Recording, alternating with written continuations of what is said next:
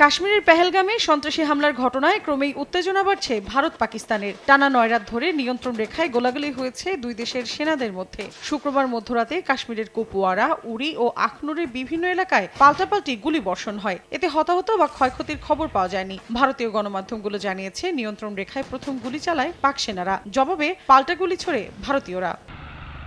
দীর্ঘদিনের চুক্তির আওতায় থাকা সিন্ধু নদের পানি প্রবাহ বন্ধ করতে ভারত যদি বাঁধ বা প্রতিবন্ধকতা তৈরির কোনো স্থাপনা নির্মাণের উদ্যোগ নেয়, সেক্ষেত্রে সামরিক হামলা চালানোর হুঁশিয়ারি দিয়েছে পাকিস্তান। শুক্রবার জিও নিউজকে দেওয়া সাক্ষাৎকারে দেশটির প্রতিরক্ষা মন্ত্রী খাজা মুহাম্মদ আসিফ বলেন, শুধু বন্দুকের গুলি বা কামানের গোলা ছুড়লেই আগ্রাসন হয় না। সিন্ধুর পানি প্রবাহ বন্ধ করলে কয়েক লাখ মানুষ জীবন মৃত্যুর হুমকিতে পড়তে পারে বলেও জানিয়েছেন তিনি। যুদ্ধাবস্থার উত্তেজনা ছড়িয়েছে বাণিজ্যিক সম্পর্কেও। পাকিস্তানে উৎপাদিত কিংবা ট্রানজিট হয়ে যাওয়া পণ্য আমদানিতে নিষেধাজ্ঞা দিয়েছে ভারত। একই পদক্ষেপ নিয়েছে পাকিস্তানও। অপরদিকে ইসলামাবাদকে IMF এর দেয়া ঋণ প্রতিশ্রুতি পর্যালোচনার আহ্বান জানিয়েছে মোদী প্রশাসন। দুই দেশের উত্তেজনার জেরে জাতিসংঘের নিরাপত্তা পরিষদে নতুন করে আলোচনার সম্ভাবনা তৈরি হয়েছে। চলতি মাসে পরিষদের সভাপতিত্বে থাকা দেশ গ্রিস জানিয়েছে, খুব শিগগিরই এ আলোচনা হতে পারে। মৌসুমীর সাথী, সময় সংবাদ।